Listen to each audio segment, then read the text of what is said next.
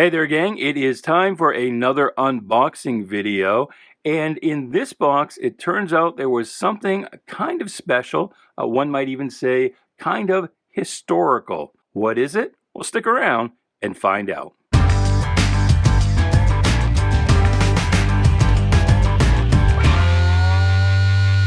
Hey there, puppies. Welcome to Shanghai. My name is Duke, and this is another unboxing video. Now, normally, when I open one of these boxes for you, I tell you that I have no idea what is inside, and normally that is the case. But, I don't do a video for every single box that I crack for work because, well, I'd never get any work done. But in this case, I had opened this box. I wasn't going to do a video on it, but after I sorted through everything that was in it, I was like, it's all Silver Age DC, by the way. I thought, this might be something that a lot of folks might like to get a look at. Some stuff that maybe they've never seen other than maybe a picture online or in a price guide. And there was actually one thing in here that one book that's really quite historical that I really wanted to share with you. So here we are. The main difference is that usually when we get into one of these boxes, it's completely random. In this case, I've been through the box. I haven't taken anything out of the bags, but I have. I've sorted everything alphanumeric already. So, well, that'll be a little different. Maybe a little easier on you. I don't know. But anyway, like, share, subscribe, do all the groovy things if you like this video. If you don't like this video, that's okay. Give it a thumbs down, leave a nasty comment, whatever you feel like you need to do. I appreciate your taking the time to watch. All right, so let's get the show on the road. Action Comics 286, an early appearance of the Legion of Supervillains. This was actually a dream appearance, so these characters didn't actually appear. This one, Electro, as far as I know, only ever appeared here, and I'm really curious what they were thinking with this character. I would kind of like him to or her, I don't know, to reappear at some point in the future because this skeleton, that's not human. It's alien. It's kind of like a bipedal platypus. I don't know.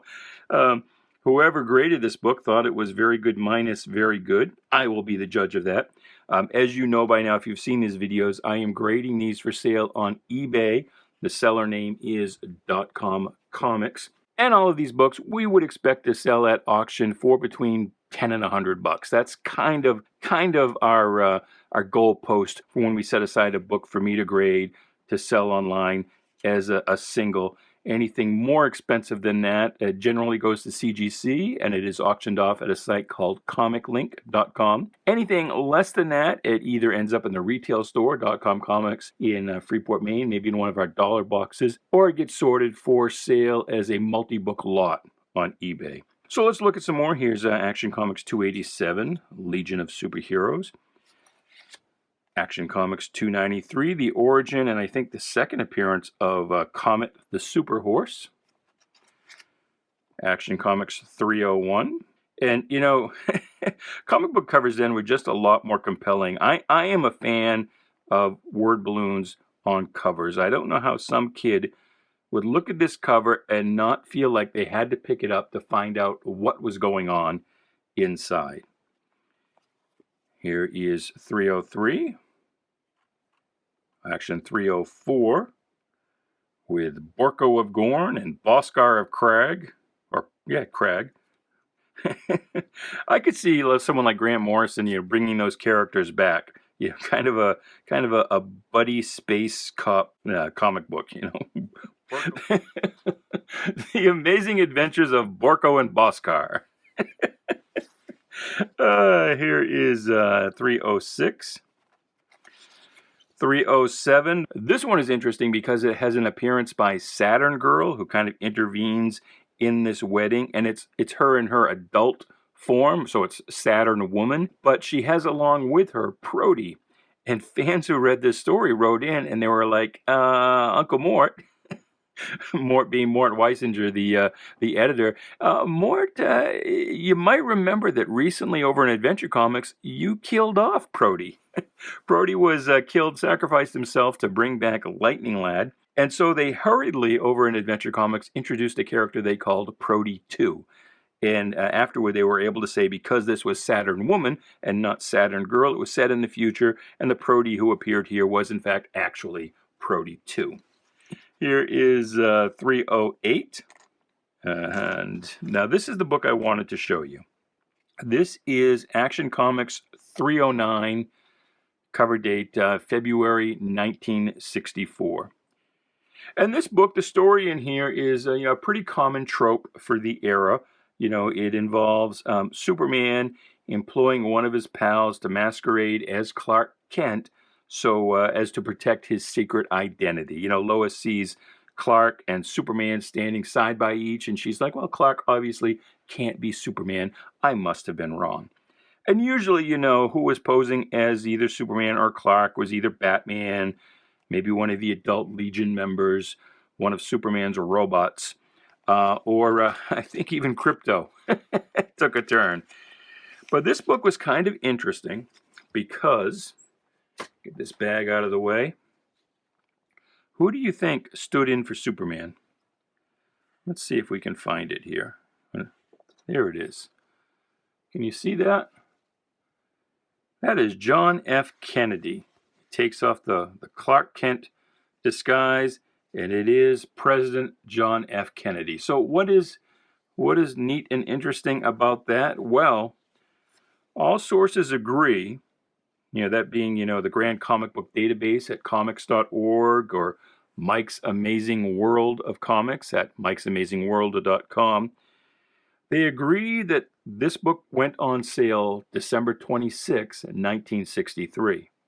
Now, what happened on November 23rd, 63? The assassination of John F. Kennedy. So, almost a month after Kennedy was killed, he appeared in this book, helping Superman protect his secret identity. And I've always wondered how on earth, how on earth could that possibly have happened? How could they have allowed that? I mean, in the modern era, Kyle Baker put Super Baby in a microwave in Bizarro Comics, and publisher Paul Levitz pulps the entire run. It's already been printed. Some of it's already in the distribution channels, but he recalls it, pulps the whole thing because we can't have that out there. How could they have possibly have let this book get to market?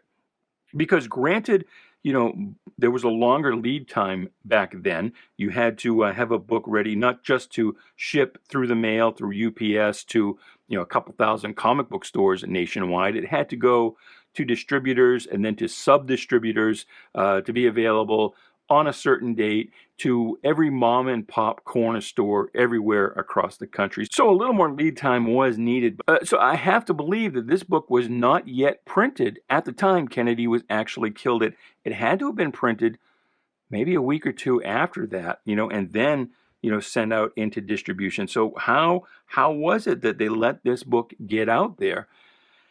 I can't explain it. If you've got a theory, please do. Please, respond in the comments below and let me know. I figure one of two things, probably. Now, it could be they simply forgot. And certainly the writer of the story, Edmund Hamilton, the artist, Kurt Swan and George Klein, back then comics was ghetto work. They would have just hacked it out. Well, not hacked it out, but they would have pumped it out and, forgot one story they were working on as soon as they started on the next. And this story would have been, produced probably 3 or 4 months before it was printed, before the assassination. And even if they remembered when Kennedy was shot, I just worked on a book not that long ago that featured Kennedy in a couple of panels, kind of integral to the plot of the story. They might have assumed it already came out, because I'm sure that Hamilton, Swan, Klein, again, comics was ghetto work. It wasn't, they weren't doing vanity checks, going to the newsstand, picking up a book, thumbing through it and going, oh, look, hey, everybody, this is what I did. I did this, So they probably never even saw, for the most part, the printed books of the stories that they worked on. The editor, Mort Weisinger, you'd think he would have known, he would have remembered, but if he didn't, maybe he just let it go. Figured it would have been too expensive to recall that book. Maybe he didn't have an inventory story that he could have swapped in real quick, or, got to the printing press because DC was in New York City, but the comics were actually printed at the World Color Press in Sparta, Illinois. You couldn't just email pages back then. Maybe couldn't got them, the stories in time, even if the book hadn't been printed yet. Or it might have just been that he thought, well, it's just kids who are going to read this. Nobody's going to notice really, and if they do, we'll do a mea culpa then. So I don't know. Again, I don't believe the book was printed yet when Kennedy was shot, but it was a full month and a few days after the assassination that this book featuring Kennedy went on sale. So that's just kind of a neat kind of historical quirk. So if you get a chance to get this book, it's cool to own just for that reason alone. All right, let's keep going. Action Comics 313. 315 was on sale for $2. Somebody thought that it was in fine condition. Again, I will be the judge of that. 316. 317. We start to get into an era here where the stories weren't quite as memorable, maybe. Or maybe it's just because I haven't read them, as many of them, in reprint editions. 318. Poor old Lex Luthor is dead. Old noble Luthor. 319. I think this has an appearance of Shrinking Violet in the Supergirl story. And there is 323. Let us grab the next stack. And here we have the Superman Skyscraper. Oh, no, excuse me, the Skyscraper Superman. That is 325. 326, that's actually a pretty cool cover. And can you imagine a cover like that today? But again, this, to me, that's a cover that does its job. Somebody looking at that on the newsstand, for one thing, it's clear, it's clear artwork. Today, if you look, at a newsstand, stand about 10 feet away, squint your eyes, it's all mud. But here, this book is designed specifically to catch your attention as you're walking by from 10 or 15 feet away, that you can readily see and make out what is happening. And it draws you in, and I can't imagine having seen that book on the stands as a kid and not wanting to pick it up and see what was going on inside. And of course, once you get it into the buyer's hands, well, that's 90% of the sale. 327. Now we're moving on to Flash. Not Flash. This is 80-page Giant number 9. So you have to be a little careful with these books. If you're buying books online, maybe on Craigslist or something, sight unseen, or you have a store or whatever, and somebody contacts you to sell books, and they tell you they've got the Flash number 9. Make sure it's not 80-page Giant number 9. That's a different book. And this is all reprints. All reprint stories. A little color fading there. That's too bad. All right. Now, another reason I wanted you to look at this box, get a chance to look at this, we're going to have a big run of Flash comics in here and a big run of Green Lantern comics. Now, Flash sold a lot better than Green Lantern. My theory is it's because of the covers. The covers were more compelling, like I've spoken of, the kind that makes you wonder, oh my God, what's going on here? You've got to pick it up and find out. Whereas Green Lantern covers tended to play it straight more often, they were a lot less compelling. And so keep that in mind as we look at these Flash covers. Just kind of hold these covers in your mind and then sort of compare them to the Green Lantern covers we're going to look at in a few minutes. And these Flash covers, racing across telephone wires. You could say they're whack noodle stuff, but again, that's what was really, kind of made it so you could not want to pick up that book. Here's Flash racing around a top. I don't think this is quite very good, though. It looks like it's a little less than that to me, especially with this tape all along the side. I can see through the bag. It's issue 122 anyway. 124, Flash tied to a giant boomerang. An early elongated man appearance. This one isn't in very good shape, or maybe I should say it is very good, which, as you know, if you're a comic collector, good is not good. But that is 121. And that is going to be Abracadabra there, I presume. This is 130, 131 with a crossover with Green Lantern. Now, was that to try and pick up Green Lantern sales a little bit, maybe? Don't know. Another Abracadabra, another cover that you're like, what in the actual hell? Flash has been turned into a Pinocchio puppet. Buy a poster. This is where Kid Flash gets his classic costume. You may not know or remember that Kid Flash initially just looked like a miniature version of the Flash, wore an exact duplicate costume. And this is where he gets his own unique look. That's issue 135. Here's 136. 138, some more elongated man. And it has been said that the reason the elongated man was invented is that Julius Schwartz, somewhere, and I don't know where he said this, I don't know where this was cited, but I don't think I invented it. But somewhere he has been cited as saying that he didn't know that DC actually owned Plastic Man at the time. Otherwise, he would have maybe just reintroduced Plastic Man. This one's got some writing on it. 140, a Captain Cold Heat Wave team up. Here's Green Lantern again, and so you have to believe that Green Lantern sales were indeed not as good as the Flash, with the frequency he shows up on Flash covers to maybe try and cross-promote that character. Here's Flash doing his Cyclone routine again, 144. And 147, that's Dr. Alchemy, with a cover very reminiscent of Flash 123, where Flash first met Jay Garrick, the Flash of Earth 2. Here's a Captain Boomerang appearance, issue 148. Oh no, the Flash has revealed his secret identity, Jumpin' Jets! It's issue 149. 150 is a Captain Cold issue. 151 has the Golden Age Flash, Jay Garrick, and the Shade. The Trickster on his getaway trike. I think I probably, so that basket of cash showed up, I probably would have colored the trike a different color. Problem is, most any other color would have blended in with something else here, so I don't know. Here's a reverse Flash. Oh, I said Dr. Alchemy before. It's Mr. Element. My mistake. My mistake. Little loop-de-loop whoosh of the Flash there. 154. 156. Again, giving away the old secret identity.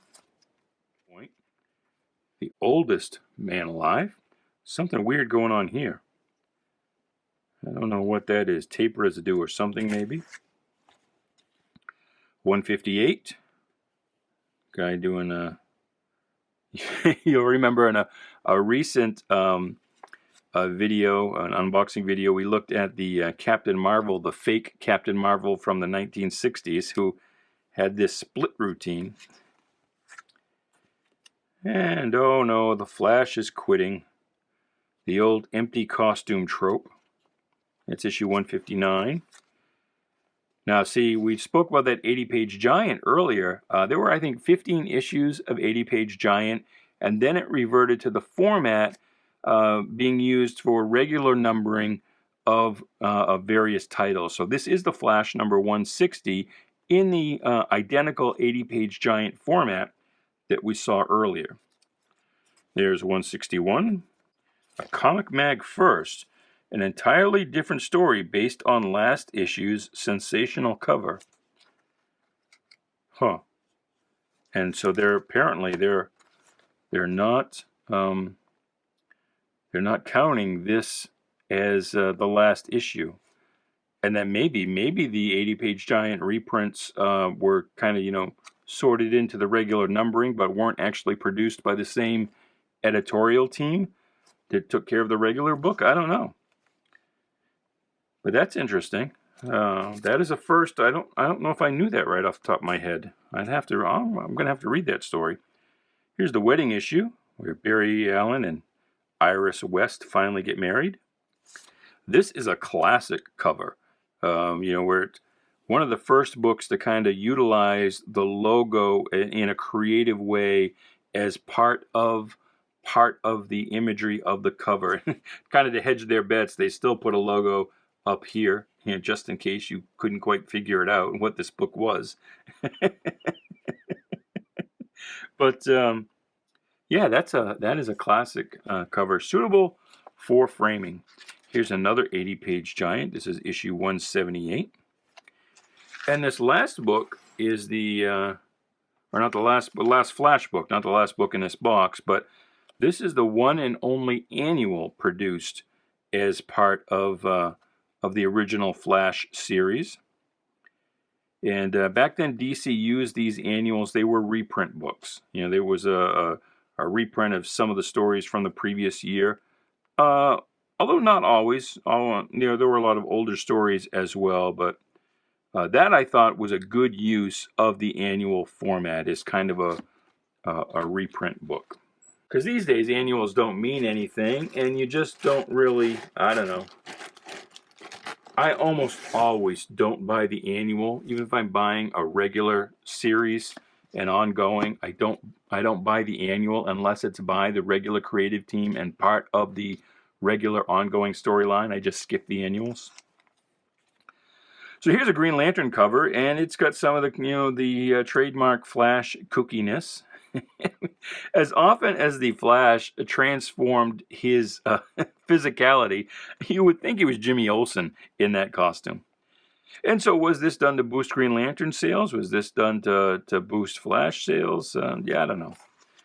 There is Sonar, his first appearance in Green Lantern 14. That was 13, by the way. I don't know if I said. There's 14. There is 17. And again, these covers really kind of play it straight. They're not as dynamic, as compelling as the Flash covers. This is 16, and is this, I'll have to look it up, is this the first appearance of Sinestro? I don't know right off the top of my head. Here's another Flash team-up. Number 20. Here's issue 23. Somebody has written 28 on it for some reason. I think that's the first appearance of the Tattooed Man. Water stain right there, unfortunate. Number 24. Sonar's back in 25. Star Sapphire in 26. Here's kind of a ghost cover, issue 27. The Shark, issue 28. This is more of the what the hell is going on variety of cover. Number 29, Black Hand. This was Tom's book. Somebody named Tom wrote his name there. Or maybe it says Ton. Is that an N or an M? No, I think that is an M. This is Tom.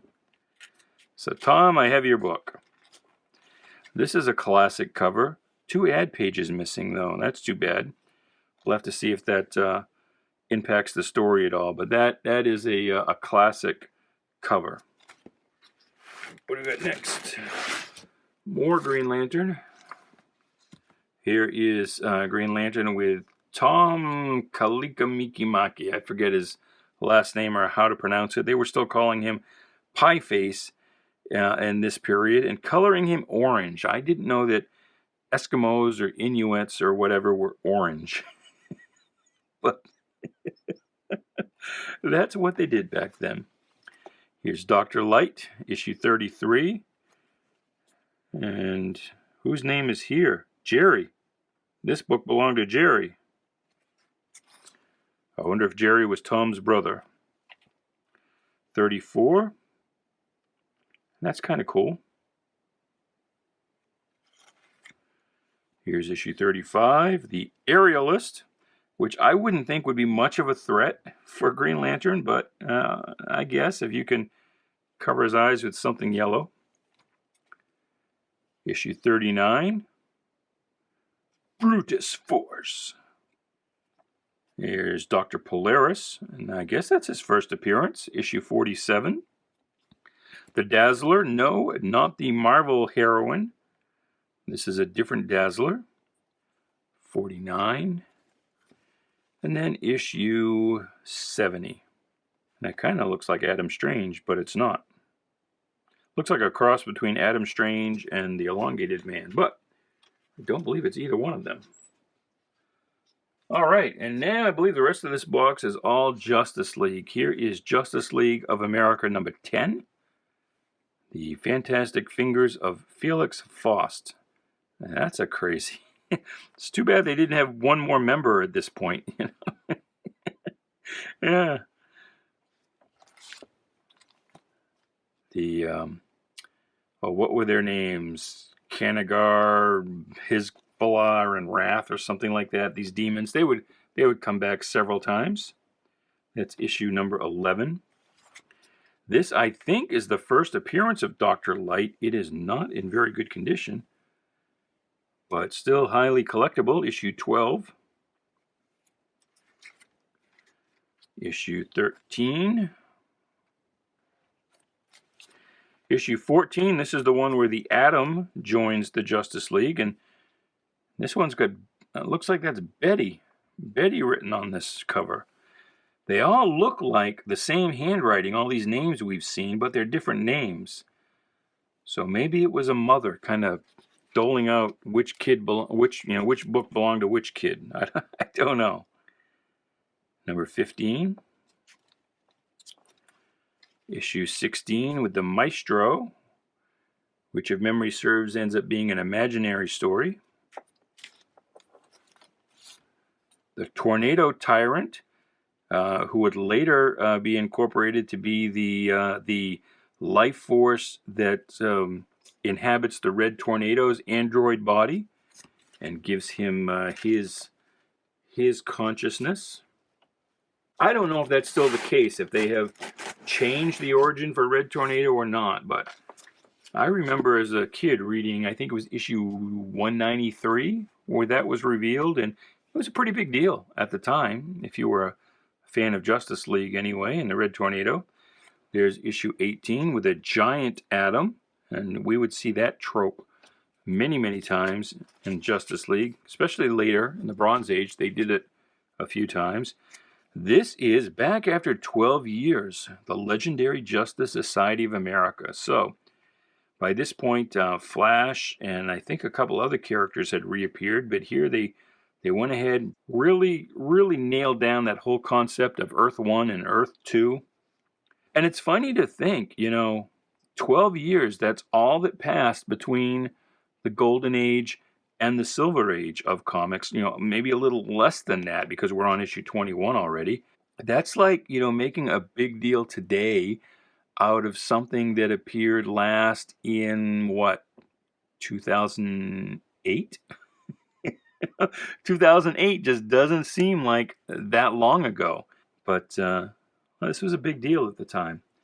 Especially when, comic books were not read. They were read, that was the thing, but they weren't saved and hoarded, and people, generally tended to outgrow comics. They were, a consumer good, a kid's item, and, you didn't have 40-year-old fanboys for the most part, and so, the conventional wisdom at the time was that the entire readership would turn over every 3 to 5 years, and so, back then, 12 years was a long, long time. That was, at least 2.5 generations of readers. So, anyway, here's the second part of that first, I don't know why I have those turned over that way. Second part of that first JLA JSA team up, 22. Here's issue 23. I think that is the first appearance of the Queen Bee. Kanjar Row from way back in issue 1 is now back in issue 24. Despero, or was it Despero in 1? No, it was Despero in 1, Kanjar Row in 3, I think. Anyway, they're both back. 26. Here's Justice League 27. The second annual JLA JSA team up. And this is the introduction of Earth 3. So, Ultraman, Power Ring, Johnny Quick, Superwoman, and Owlman. And there are some of them. Johnny Quick, Owlman, Power Ring. That's the second part of that team up. And look at this, electrifying announcement. This is the issue where Hawkman joins the Justice League. All the way up into 31. It took that long to get Hawkman into the league. Breaking into the Justice League was not an easy thing back then. It wasn't just put on a costume and you're in. Justice League 32. And this is the last stack from this box. It looks like we had 2 of number 32. There's 33. Justice League 35.